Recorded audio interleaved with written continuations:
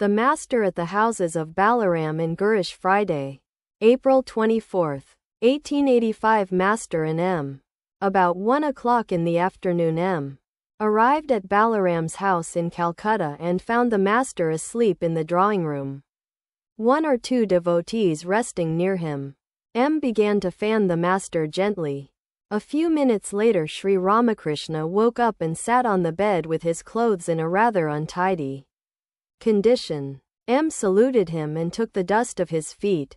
Master, tenderly to M, are you well? I'm feeling rather uneasy. I have a sore in my throat. I suffer very much during the early hours of the morning. Can you tell me how I may be cured? In a worried tone. They served pickled mango with the meal. I ate a little of it.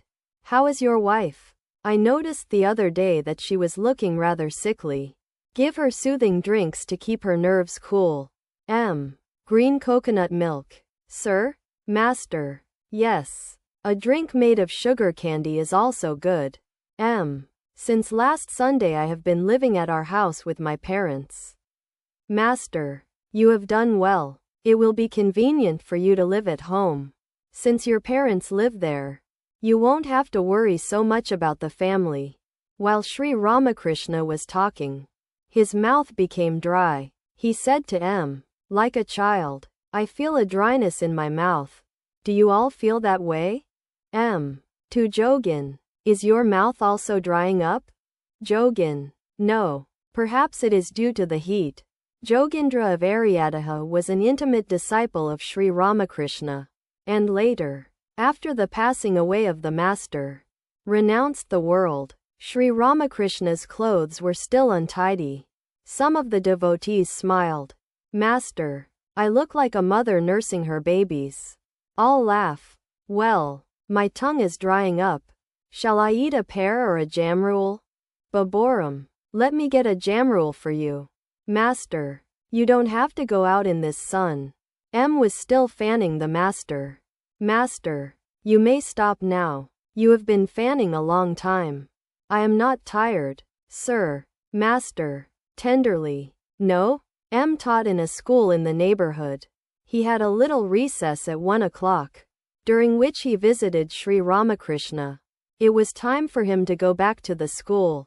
He saluted the Master. Master, to M, must you go now? A devotee. School is not over yet. He came here during recess. Master, smiling.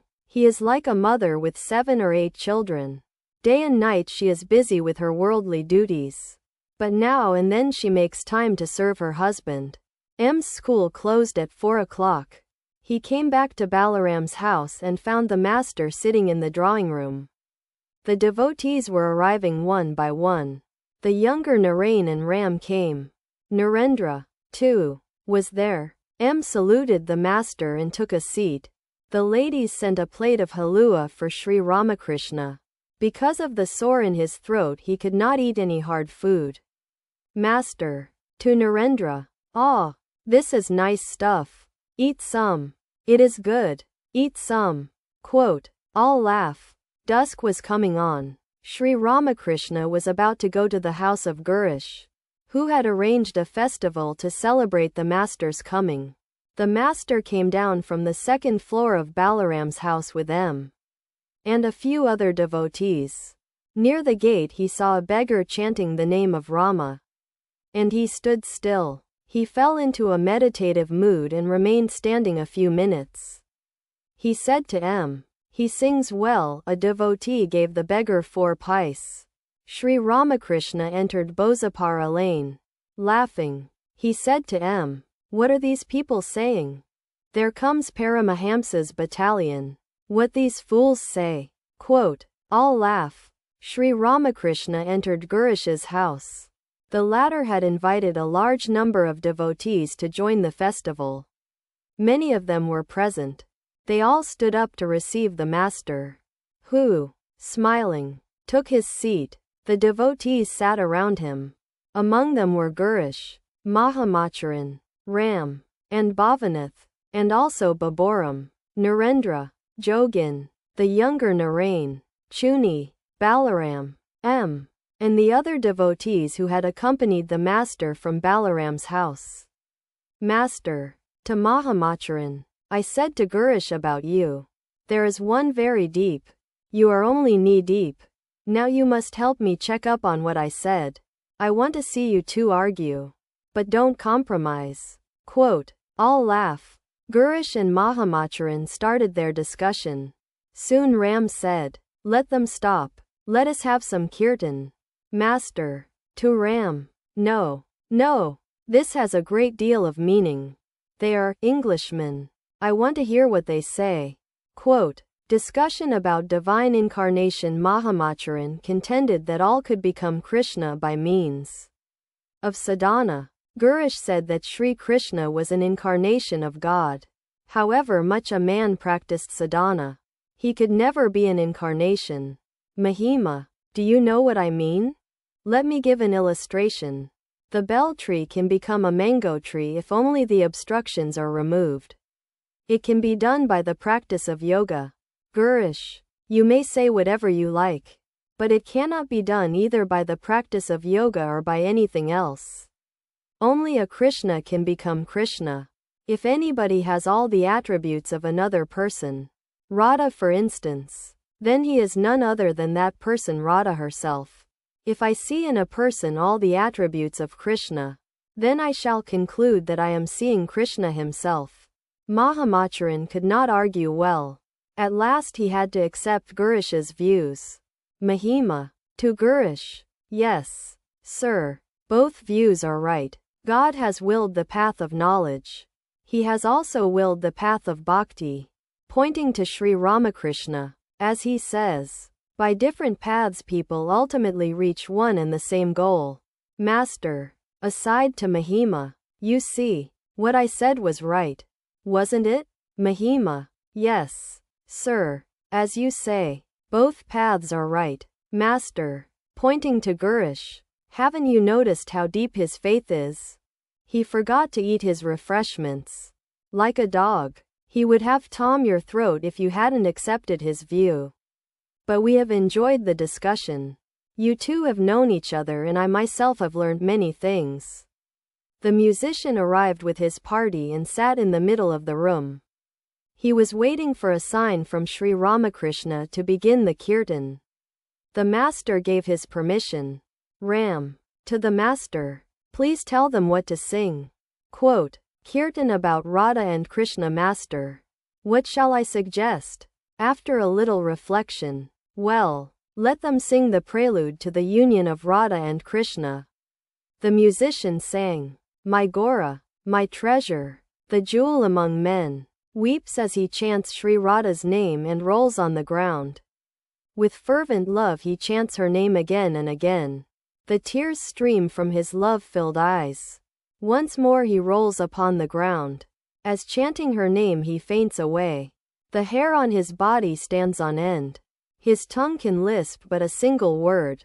Says Basu, why is Gora so restless? The kirtan continued. Radha had met Krishna on the bank of the Jamuna under the Kadamba tree. Her companions describe her physical and mental condition. 100 times each hour. In and out of the room she goes. Restless. Breathing hard. She looks toward the Kadamba grove. Is she afraid of the elders? Has she been possessed by a ghost? Filled with restlessness, she cannot keep her dress arranged.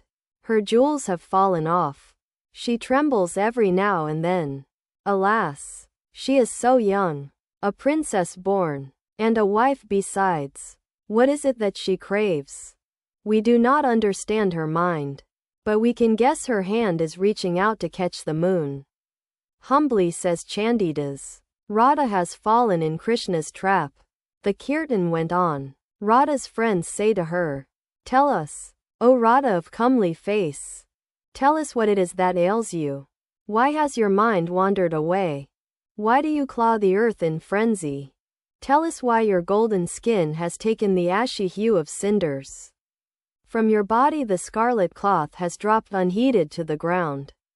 Ah, your eyes are red with tears. Your lovely lotus face has withered. Tell us what it is that ails you.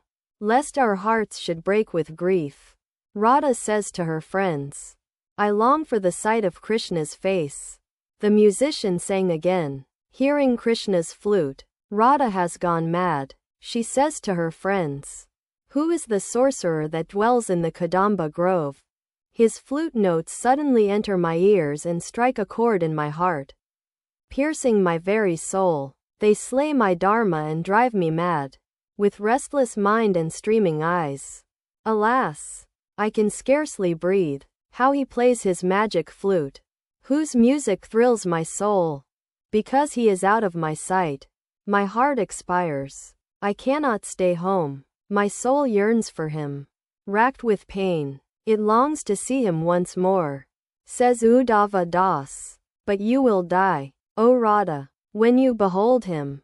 The music continued. Radha's heart yearns for the vision of Krishna. She says to her friends, first I heard his magic flute from the Kadamba grove, and the next day the minstrel told me of him and thrilled my soul. Another day, O friend of my heart, you chanted his blessed name. Ah, the blessed name of Krishna, full of honeyed sweetness. The wise men, too, described to me his virtues without number. I am a weak and simple girl, and stern, alas, are my elders. My love for my beloved grows. How can I live any longer? After reflecting long, I find that I must die at last.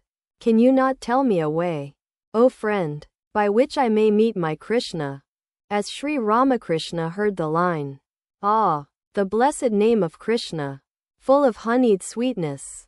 Quote, he could not remain seated any longer. He stood up in a state of unconsciousness and went into deep samadhi. The younger Narain stood at his right, regaining partial consciousness. The master repeated the name of Krishna in his melodious voice. Tears flowed down his cheeks. He sat down again. The musician continued his singing. Visakha, a friend of Radha, runs out and brings a portrait of Krishna. She holds it before Radha's eyes. Radha says, I see the picture of him whom I beheld on the Jamuna's bank.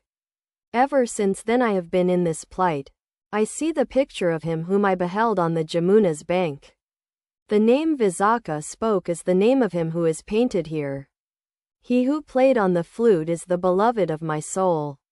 His virtues the minstrel sang to me. He has bewitched my heart. It is none other than he.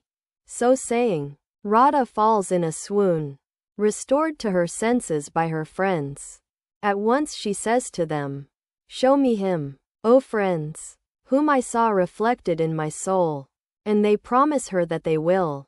Now Sri Ramakrishna with Narendra and the other devotees began to sing the kirtan in a loud voice. They sang, behold, the two brothers have come, who weep while chanting Hari's name. They continued, see how all Nadia is shaking under the waves of Gauranga's love. Again Sri Ramakrishna went into samadhi. After regaining consciousness of the outer world, he returned to his seat. Turning to M, he said, I don't remember which way I was facing before. Then he began to talk to the devotees about Hazra Narendra. To the master, Hazra has now become a good man. Master, you don't know. There are people who repeat Rama's name with their tongues but hide stones under their arms to throw at others. Narendra, I don't agree with you. Sir, I asked him about the things people complain of. He denied them. Master, he is steadfast in his devotions. He practices japa a little, but he also behaves in a queer way. He doesn't pay the coachman his fare. Narendra, that isn't true. Sir, he said he had paid it. Master, where did he get the money? Narendra, from Ramlal or someone else. Master, did you ask him all these things in detail? Once I prayed to the Divine Mother. O Mother, if Hazra is a hypocrite then please remove him from here. Later on I told him of my prayer. After a few days he came to me and said, you see, I am still here. The master and the others laugh. But soon afterwards he left. Hazra's mother begged me through Ramlal to ask Hazra to come home. She was almost blind with weeping. I tried in various ways to persuade him to visit her. I said, "Your mother is old. Go and see her once." I couldn't make him go. Afterwards the poor mother died weeping for him. Narendra, this time he will go home. Master, yes, yes, he will go home. He is a rogue. He is a rascal. You don't understand him. You are a fool. Gopal said that Hazra stayed at Sindhi a few days. People used to supply him with butter, rice, and other food. He had the impudence to tell them he couldn't swallow such coarse rice and bad butter. Ashan of Batpara accompanied him there. He ordered Ashan to carry water for him. That made the other Brahmins very angry. Narendra, I asked him about that too. He said that Ashan Babu had himself come forward with the water. Besides, many Brahmins of Batpara showed him respect. Master, smiling, that was the result of his japa and austerity. You see, physical traits to a great extent influence character. Short stature and a body with dents here and there are not good traits.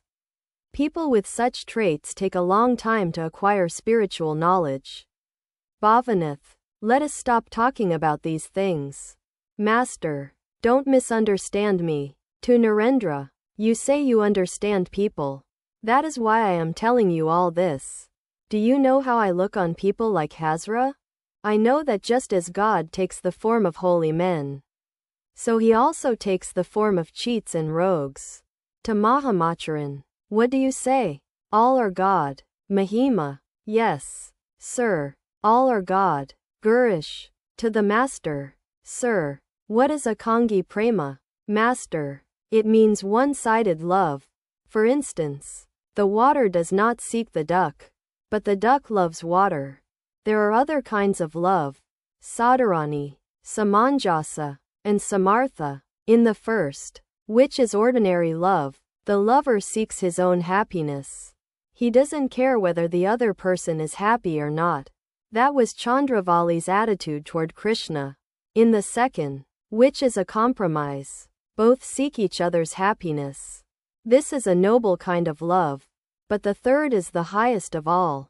Such a lover says to his beloved, "Be happy yourself, whatever may happen to me." Radha had this highest love. She was happy in Krishna's happiness. The gopis, too, had attained this exalted state. Do you know who the gopis were? Ramachandra was wandering in the forest where 60,000 rishis dwelt. They were very eager to see him. He cast a tender glance at them. According to a certain Purana, they were born later on as the gopis of Vrindavan. A devotee, sir, who may be called an antaranga. Master, let me give an illustration. A Nat mandir has pillars inside and outside. An antaranga is like the inside pillars. Those who always live near the Guru are the antarangas. To Mahamacharan, the Janani wants neither a form of God nor his incarnation. While wandering in the forest, Ramachandra saw a number of rishis. They welcomed him to their asrama with great love and said to him, "O Rama, today our life is blessed because we have seen you. But we know you as the son of Dasaratha. Bharadvaja and other sages call you a divine incarnation. But that is not our view. We meditate on the indivisible Satchidananda." Rama was pleased with them and smiled. Master's exalted mood, what a state of mind I passed through. My mind would lose itself in the indivisible absolute. How many days I spent that way. I renounced bhakti and bhakta, devotion and devotee. I became inert. I could not feel the form of my own head. I was about to die. I thought of keeping Ramlal's aunt near me. I ordered the removal of all pictures and portraits from my room. When I regained outer consciousness, when the mind climbed down to the ordinary level, I felt as if I were being suffocated like a drowning person. At last I said to myself, if I can't bear people, then how shall I live? Then my mind was again directed to bhakti and bhakta. What has happened to me? I kept asking people. Bholanath said to me, This state of mind has been described in the Mahabharata. How can a man live on coming down from the plane of samadhi? Surely he requires devotion to God and the company of devotees. Otherwise, how will he keep his mind occupied? Mahamacharan. To the Master. Sir, can a man return from the plane of samadhi to the plane of the ordinary world? Master. In a low voice. To Mahima. I shall tell you privately. You are the only one fit to hear it. Difference between a jiva and an incarnation. Kaur Singh also asked me that question. You see, there is a vast difference between the jiva and Isvara. Through worship and austerity, a jiva can at the utmost attain samadhi, but he cannot come down from that state. On the other hand, an incarnation of God can come down from samadhi. A jiva is like an officer of the king. He can go as far as the outer court of the 7-story palace. But the king's son has access to all the 7 floors. He can also go outside. Everybody says that no one can return from the plane of samadhi. In that case, how do you account for sages like Sankara and Ramanuja? They retained the ego of knowledge.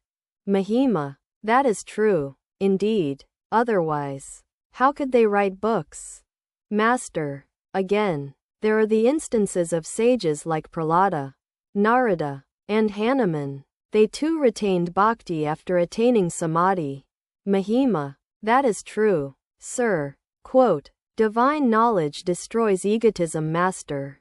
Some people indulge in philosophical speculation and think much of themselves.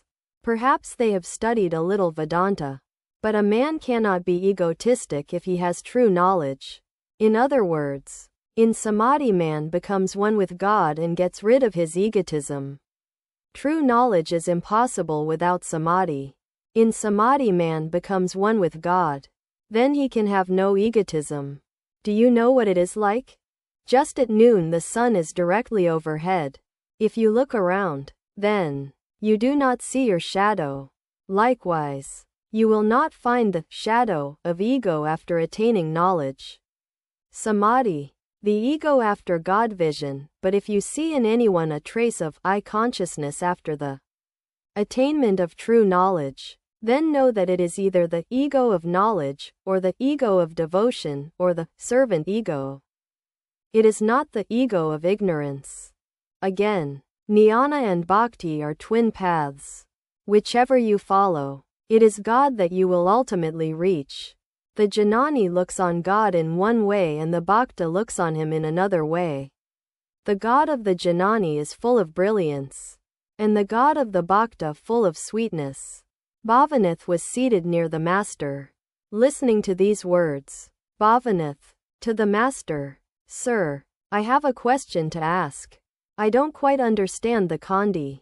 It is written there that the Divine Mother kill all beings. What does that mean? Master. This is all her lila.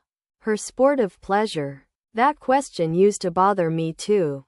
Later I found out that all is Maya. Both creation and destruction are God's Maya.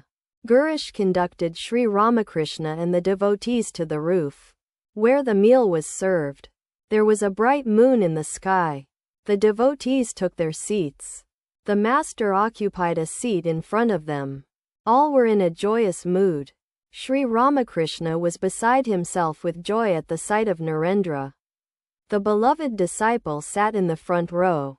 Every now and then the Master asked how he was getting along. He had hardly finished half his meal when he came to Narendra with some watermelon sherbet and curd from his own plate. Tenderly he said to the disciple, "Please eat this." Then he went back to his own place. Saturday, May 9, 1885. It was about 3 o'clock in the afternoon. Sri Ramakrishna sat in Balaram's drawing room in a happy mood. Many devotees were present. Narendra, M. Bhavanath, Purna, Paltu, the younger Narain, Gurish, Ram, Binod, Dwiya, and others sat around him. Balaram was not there. He had gone to Manghir for a change of air. His eldest daughter had invited Sri Ramakrishna and the devotees and celebrated the occasion with a feast. The master was resting after the meal. Again and again the master asked him, "Am I liberal-minded? Tell me." Bhavanath, smiling, "Why do you ask him? He will only keep quiet." A beggar entered the room. He wanted to sing. The devotees listened to a song or two. Narendra liked his singing and asked him to sing more. "Master, stop, stop. We don't want any more songs. Where is the money?" To Narendra, "You may order the music. But who will pay?" A devotee, smiling, "Sir, the beggar may think you are an Amir, a wealthy aristocrat, the way you are leaning against that big pillow. All laugh." Master, smiling, "He may also think I am ill." The conversation drifted to Hazra and his egotism. For some reason he had to go away from Dakshineswar. Narendra, Hazra now admits he was egotistic. Master, don't believe him. He says so in order to come back to Dakshineswar. To the devotees, Narendra always insists that Hazra is a grand person. Narendra, even now I say so. Master, why? You have heard so much about him. And still you think so? Narendra, he has slight defects but many virtues. Quote, Hazra's selfishness. Master, I admit that he has devotion to his ideal. He said to me, "You don't care for me now. But later you will be seeking my company." A Goswami came from Srirampur. He was a descendant of Advaita Goswami. He intended to spend a night or two at the temple garden. I asked him very cordially to stay. Do you know what Hazra said to me? He said, "Send him to the temple officer." What was in his mind was that the Goswami might ask for milk or food, and that he might have to give him some from his own share. I said to Hazra, "Now, you rogue, even I prostrate myself before him because he is a Goswami. And you, after leading a worldly life and indulging a great deal in woman and gold, have so much pride because of a little japa. Aren't you ashamed of yourself?" One realizes God through sattva. Rajas and tamas take one away from him. The scriptures describe sattva as white, rajas as red, and tamas as black. Once I asked Hazra, "Tell me what you think of the people that come here. How much sattva does each one possess?" He said, "Narendra has 100% and I have 110%. What about me?" I asked. And he said, "You still have a trace of pink. You have only 75%. I should say." All laugh. Hazra used to practice japa at Dakshineswar. While telling his beads, he would also try to do a little brokerage business. He has a debt of a few thousand rupees which he must clear up. About the Brahmin cooks of the temple he remarked, "Do you think I talk with people of that sort? The truth is that you cannot attain God if you have even a trace of desire. Subtle is the way of Dharma. If you are trying to thread a needle, you will not succeed if the thread has even a slight fiber sticking out. There are people who perform japa for 30 years and still do not attain any result. Why? A gangrenous sore requires very drastic treatment. Ordinary medicine won't cure it. God's grace, no matter how much sadhana you practice, you will not realize the goal as long as you have desire. But this also is true, that one can realize the goal in a moment through the grace of God, through His kindness. Take the case of a room that has been dark 1,000 years. If somebody suddenly brings a lamp into it, the room is lighted in an instant. Suppose a poor man's son has fallen into the good graces of a rich person.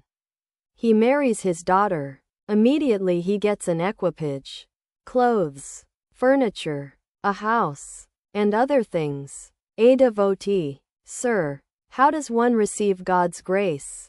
Master, God has the nature of a child. A child is sitting with gems in the skirt of his cloth. Many a person passes by him along the road. Many of them pray to him for gems, but he hides the gems with his hands and says, turning away his face, "No, I will not give any away." But another man comes along. He doesn't ask for the gems. And yet the child runs after him and offers him the gems, begging him to accept them. One cannot realize God without renunciation. Who will accept my words? I have been seeking a companion, a sympathetic soul who will understand my feelings. When I see a great devotee, I say to myself, perhaps he will accept my ideal. But later on I find that he behaves in a different way. A ghost sought a companion. One becomes a ghost if one dies from an accident on a Saturday or a Tuesday. So whenever the ghost found someone who seemed to be dying from an accident on either of these days, he would run to him. He would say to himself that at last he had found his companion, but no sooner would he run to the man than he would see the man getting up. The man, perhaps, had fallen from a roof and after a few moments regained consciousness. Once Mathur Babu was in an ecstatic mood. He behaved like a drunkard and could not look after his work. At this all said, who will look after his estate if he behaves like that? Certainly the young priest has cast a spell upon him.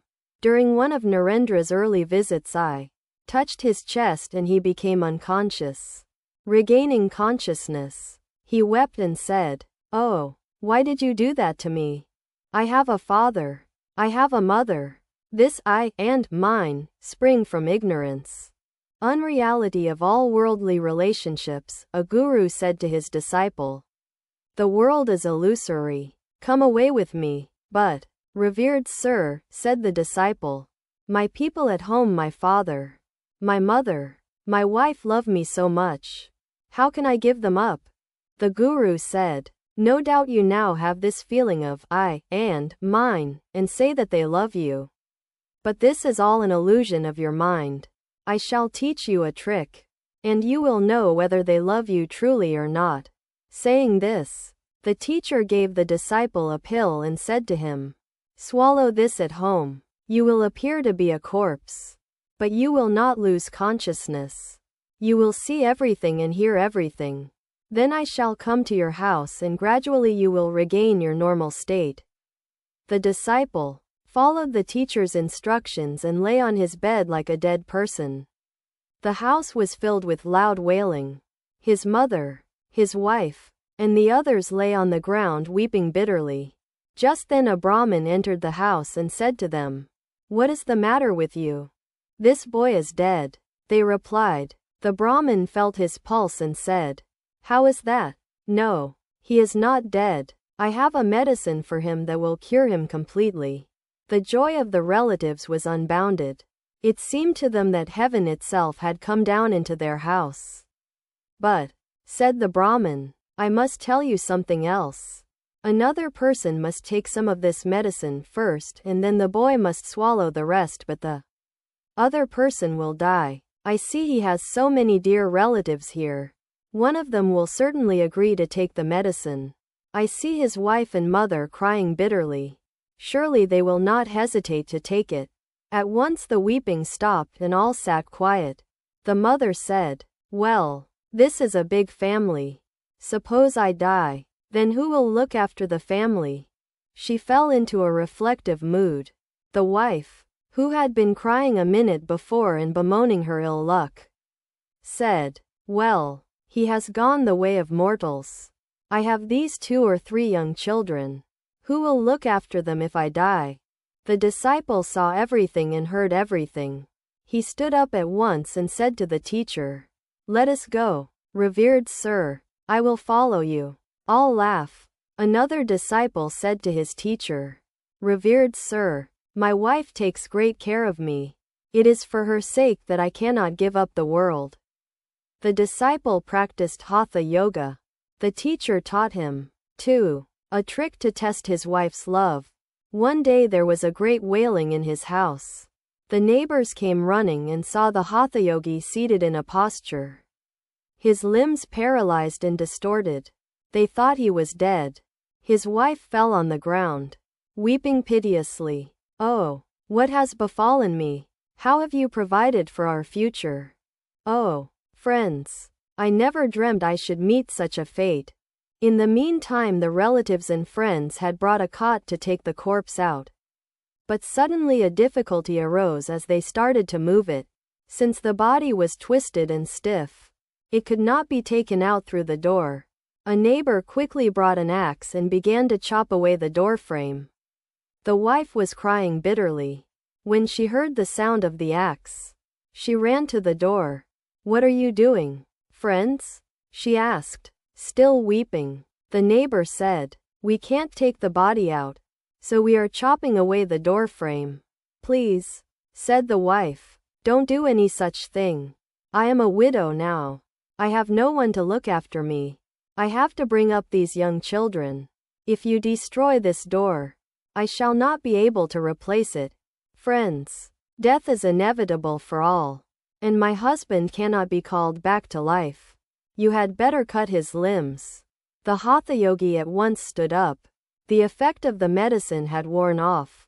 He said to his wife, "You evil one, you want to cut off my hands and feet, do you?" So saying, he renounced home and followed his teacher. All laugh. Many women make a show of grief. Knowing beforehand that they will have to weep, they first take off their nose rings and other ornaments, put them securely in a box, and lock it. Then they fall on the ground and weep. Oh friends, what has befallen us? Narendra's skepticism. Narendra, how can I believe, without proof, that God incarnates himself as a man? Gurish, faith alone is sufficient. What is the proof that these objects exist here? Faith alone is the proof. A devotee, have philosophers been able to prove that the external world exists outside us? But they say we have an irresistible belief in it. Gurish, to Narendra, you wouldn't believe, even if God appeared before you. God himself might say that he was God born as a man. But perhaps you would say that he was a liar and a cheat. The conversation turned to the immortality of the gods. Narendra, what is the proof of their immortality? Gurish, you wouldn't believe it even if the gods appeared before you. Narendra, that the immortals existed in the past requires proof. M whispered something to Paltu. Paltu. Smiling. To Narendra, what need is there for the immortals to be without beginning? To be immortal one need only be without end. Master. Smiling. Narendra is the son of a lawyer, but Paltu of a deputy magistrate. Quote, all laugh. All kept silent a while. Jogin. Smiling. He, meaning the master, doesn't accept Narendra's words anymore. Master. Smiling. One day I remarked that the chatak bird doesn't drink any water except that which falls from the sky. Narendra said, the chatak drinks ordinary water as well. Then I said to the Divine Mother, Mother, then are my words untrue? I was greatly worried about it. Another day, later on, Narendra was here. Several birds were flying about in the room. He exclaimed, there. What is there? I asked. He said, there is your chatak. I found they were only bats. Since that day I don't accept what he says. All laugh. At Jadu Malik's garden house, Narendra said to me, the forms of God that you see are the fiction of your mind. I was amazed and said to him, but they speak too. Narendra answered, yes, one may think so. I went to the temple and wept before the mother. O mother, I said, what is this? Then is this all false? How could Narendra say that? Instantly I had a revelation. I saw consciousness, indivisible consciousness, and a divine being formed of that consciousness. The divine form said to me, if your words are untrue, how is that they tally with the facts? Thereupon I said to Narendra, you rogue, you created unbelief in my mind. Don't come here anymore. The discussion continued. Narendra was arguing. He was then slightly over 22 years of age. Narendra, to Gurish, M. and others, how am I to believe in the words of scripture? The Mahanirvana Tantra says, in one place, that unless a man attains the knowledge of Brahman he goes to hell. And the same book says, in another place, that there is no salvation without the worship of Parvati, the Divine Mother. Manu writes about himself in the Manusamhita. Moses describes his own death in Pentateuch. The Samkhya philosophy says that God does not exist, because there is no proof of his existence. Again, the same philosophy says that one must accept the Vedas and that they are eternal. But I don't say that these are not true. I simply don't understand them. Please explain them to me. People have explained the scriptures according to their fancy. Which explanation shall we accept? White light coming through a red medium appears red. Through a green medium, green. A devotee. The Gita contains the words of God. Master. Yes. The Gita is the essence of all scriptures. A sannyasi may or may not keep with him another book, but he always carries a pocket Gita. A devotee. The Gita contains the words of Krishna. Narendra. Yes. Krishna or any fellow for that matter. Sri Ramakrishna was amazed at these words of Narendra. Master. This is a fine discussion. There are two interpretations of the scriptures, the literal and the real. One should accept the real meaning alone, what agrees with the words of God. There is a vast difference between the words written in a letter and the direct words of its writer. The scriptures are like the words of the letter. The words of God are direct words. I do not accept anything unless it agrees with the direct words of the Divine Mother. The conversation again turned to divine incarnation. Narendra. It is enough to have faith in God. I don't care about what he is doing or what he hangs from. Infinite is the universe. Infinite are the incarnations. As Sri Ramakrishna heard the words, infinite is the universe. Infinite are the incarnations, he said with folded hands. Ah! M whispered something to Bhavanath. Bhavanath. M. says, as long as I have not seen the elephant, how can I know whether it can pass through the eye of a needle? I do not know God. How can I understand through reason whether or not he can incarnate himself as man? Master. Everything is possible for God. It is he who casts the spell. The magician swallows the knife and takes it out again. He swallows stones and bricks. A devotee. The Brahmos say that a man should perform his worldly duties. He must not renounce them. Gurish. Yes. I saw something like that in their paper. The Sulabha Samachar. But a man cannot even finish all the works that are necessary for him in order to know God. And still he speaks of worldly duties. Sri Ramakrishna smiled a little, looked at them, and made a sign with his eye, as if to say, what he says is right. M understood that this question of performing duties was an extremely difficult one. Purna arrived. Master. Who told you about our being here? Purna. Sarada. Master. To the woman devotees. Give him some refreshments. Quote. Narendra's music. Narendra was preparing to sing. The master and the devotees were eager to hear his music. Narendra sang. Shiva. Thy ready thunderbolt rules over meadows, hills, and sky. O God of gods. O slayer of time. Thou the great void. The king of Dharma. Shiva. Thou blessed one. Redeem me. Take away my grievous sin. He sang again. Sweet is thy name, O refuge of the humble.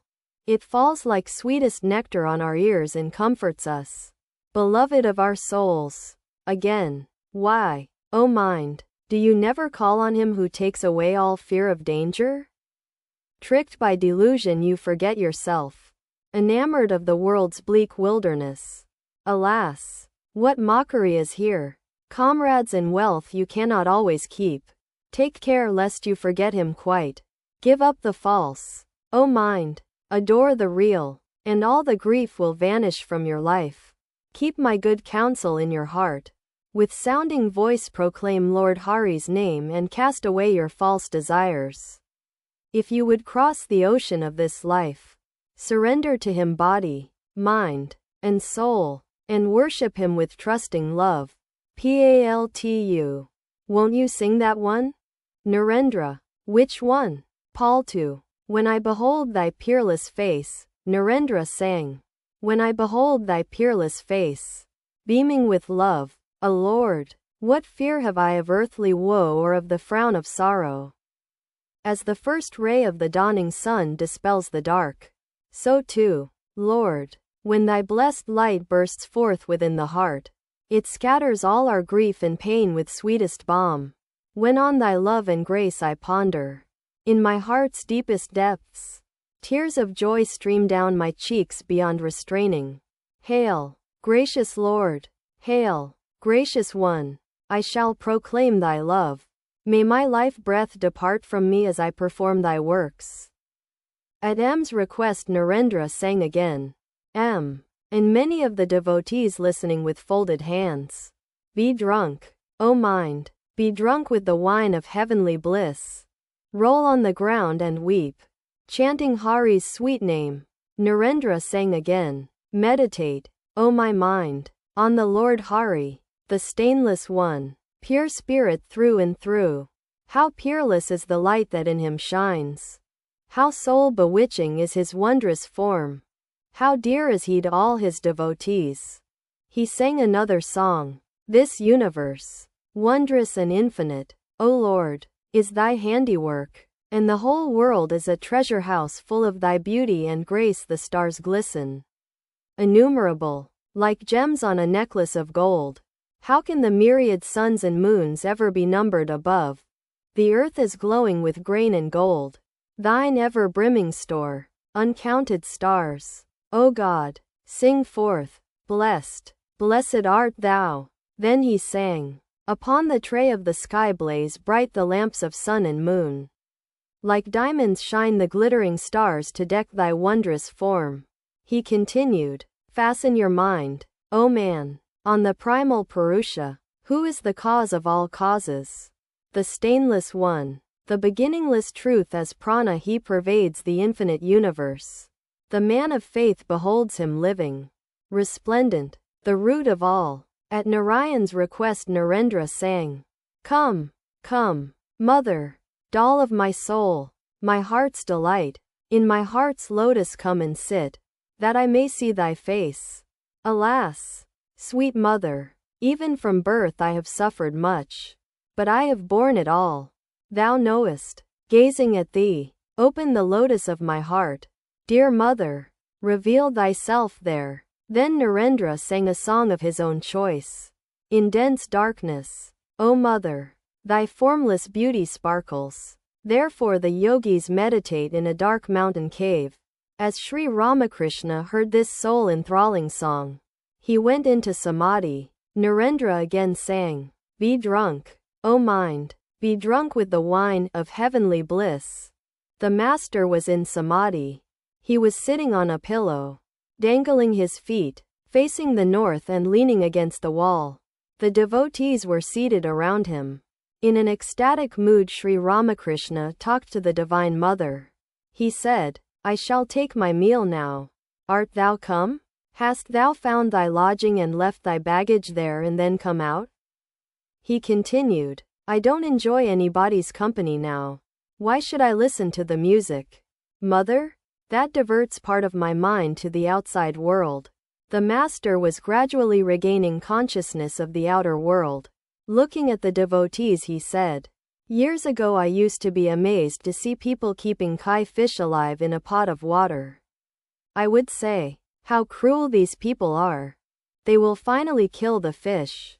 But later, as changes came over my mind, I realized that bodies are like pillowcases. It doesn't matter whether they remain or drop off. Bhavanath. Then may one injure a man without incurring sin? Kill him? Master. Yes. It is permissible if one has achieved that state of mind. But not everyone has it. It is the state of Brahmajnana. By coming down a step or two from samadhi I enjoy bhakti and bhakta. Vidya Maya and Avidya Maya. There exist in God both Vidya and Avidya. Vidya Maya leads one to God, and Avidya Maya away from him. Knowledge, devotion, compassion, and renunciation belong to the realm of Vidya. With the help of these a man comes near God. One step more and he attains God. Knowledge of Brahman. In that state he clearly feels and sees that it is God who has become everything. He has nothing to give up and nothing to accept. It is impossible for him to be angry with anyone. One day I was riding in a carriage. I saw two prostitutes standing on a veranda. They appeared to me to be embodiments of the Divine Mother herself. I saluted them. When I first attained this exalted state, I could not worship Mother Kali or give her the food offering. Haladari and Raide told me that on account of this the temple officer had slandered me.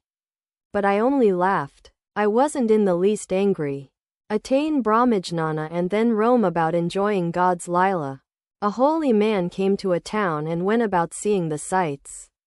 He met another sadhu, an acquaintance. The latter said, "I see you are gadding about. Where is your baggage? I hope no thief has stolen it." The first sadhu said, "Not at all. First I found a lodging, put my things in the room in proper order, and locked the door. Now I am enjoying the fun of the city." Quote, all laugh. Bhavanath. These are very lofty words. To himself. Tasting God's Lila after Brahmajnana. Climbing down to the ordinary plane of consciousness after the attainment of Samadhi. Quote, knowledge of Brahman Master. 2m. And the others. Is it an easy thing to obtain the knowledge of Brahman? It is not possible unless the mind is annihilated. The Guru said to the disciple, "Give me your mind and I shall give you knowledge." In this state one enjoys only spiritual talk and the company of devotees. 2 Ram. You are a physician. You know that medicine works only when it mixes with the patient's blood and becomes one with it. Likewise, in the state of Brahmajnana one sees God both within and without. One sees that it is God himself who has become the body, mind, life, and soul. To himself. Assimilation. Master. A man attains Brahmajnana as soon as his mind is annihilated. With the annihilation of the mind dies the ego, which says, I. One also attains the knowledge of Brahman by following the path of devotion. One also attains it by following the path of knowledge. That is to say, discrimination. The Jn Anis discriminate, saying, Neti. That is, all this is illusory. Like a dream, they analyze the world through the process of not this. It is Maya. When the world vanishes, only the jivas, that is to say, so many egos, remain. Each ego may be likened to a pot. Suppose there are 10 pots filled with water, and the sun is reflected in them. How many suns do you see? A devotee. 10 reflections. Besides, there certainly exists the real sun. Master. Suppose you break one pot. How many suns do you see now? Devotee. 9 reflected suns. But there certainly exists the real sun. Master. All right. Suppose you break 9 pots. How many suns do you see now? Devotee. 1 reflected sun. But there certainly exists the real sun. Master. To Gurish. What remains when the last pot is broken? Gurish. That real sun. Sir. Master. No. What remains cannot be described. What is remains? How will you know there is a real sun unless there is a reflected sun? I consciousness is destroyed in Samadhi. A man climbing down from Samadhi to the lower plane cannot describe what he has seen there. It was late in the evening. Lamps were burning in the drawing room. Sri Ramakrishna was in a spiritual mood. The devotees sat around him. Master. In the ecstatic mood. There is no one else here. So I am telling you this. He who from the depth of his soul seeks to know God will certainly realize him. He alone who is restless for God and seeks nothing but him will certainly realize him. Those who belong to this places have already come. Those who will come from now on are outsiders. Such people will come now and then. The Divine Mother will tell them, do this. Call on God in this way. Why doesn't man's mind dwell on God? You see, more powerful than God is his Mahamaya, his power of illusion. More powerful than the judge is his orderly. All laugh. The all-powerful Maya, Rama said to Narada, I am very much pleased with your prayer. Ask a boon of me. Narada replied, O Rama, may I have pure devotion to your lotus feet, and may I not be deluded by your world-bewitching Maya. Rama said, Be it so. Ask for something else. Narada replied, No, Rama, I do not want any other boon. Everyone is under the spell of this world-bewitching Maya. When God assumes a human body, he too comes under the spell. Rama wandered about weeping for Sita. Brahman weeps entangled in the snare of the 5 elements. But you must remember this. God, by his mere will, can liberate himself from this snare. Bhavanath, the guard of a railway train, shuts himself of his own will in a carriage. But he can get out whenever he wants to. Master, the Isvarakotis divine incarnations, for instance, can liberate themselves whenever they want to. But the Javakotis cannot. Jivas are imprisoned by woman and gold. When the doors and windows of a room are fastened with screws, how can a man get out? Bhavanath, smiling. Ordinary men are like the third-class passengers on a railway train. When the doors of their compartments are locked, they have no way to get out. Gurish, if a man is so strongly tied hand and foot, then what is his way? Master, he has nothing to fear if God himself, as the Guru cuts the chain of Maya. Quote,